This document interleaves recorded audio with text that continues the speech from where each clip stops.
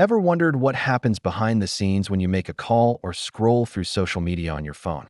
It feels like magic, but it's actually a brilliant piece of engineering called a cellular network. Let's break down how this invisible system keeps us all connected, no matter where we are. Imagine your city or town is a giant honeycomb. Each little hexagon in that honeycomb is what we call a cell. And right in the middle of each cell, there's a cell tower.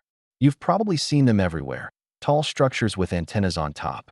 These towers are the unsung heroes of our digital lives. Their job is to create a zone of coverage, that cell, so any phone within it can get a signal. So, when you want to call a friend, your phone doesn't just beam a signal directly to their phone. That would be incredibly inefficient and require a ton of power. Instead, your phone converts your voice into a digital radio signal and sends it to the nearest, strongest cell tower. Think of it like shouting to the closest person who can then relay your message down a long line. Once the tower receives your signal, its job is just getting started. It sends your data, whether it's your voice, a text message, or a video you're watching, into a massive wired and wireless infrastructure. This is the core network. It's a complex web of switching centers and fiber optic cables that connects all the cell towers together and also links them to the wider internet. This network is like the superhighway system for our data. The switching center is the traffic controller. It figures out where your call or data needs to go. If you're calling someone, it finds the cell tower closest to them and sends the signal there. That tower then broadcasts the signal, and your friend's phone picks it up, converting it back into sound. All of this happens in the blink of an eye.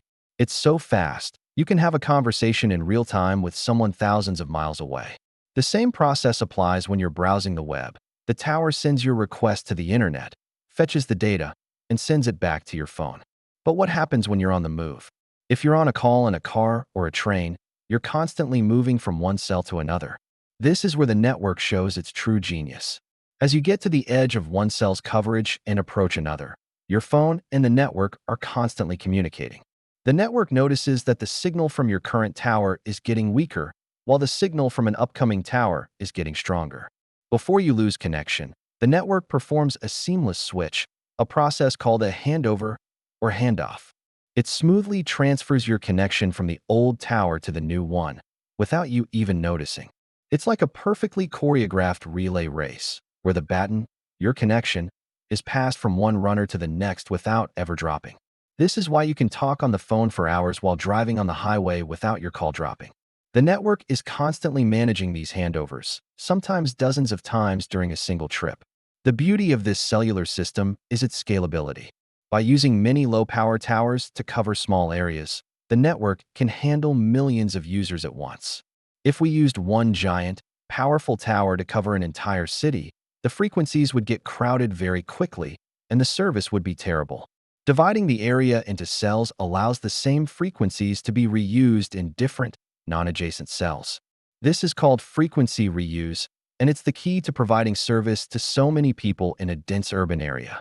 So, the next time you pull out your phone to check a map, send a text, or watch a video, take a moment to appreciate the incredible, invisible dance happening all around you. It's a symphony of cells, towers, and seamless handovers that makes our modern, connected world possible. Thanks for watching, and if you found this interesting, don't forget to like and subscribe for more tech deep dives. See you in the next one.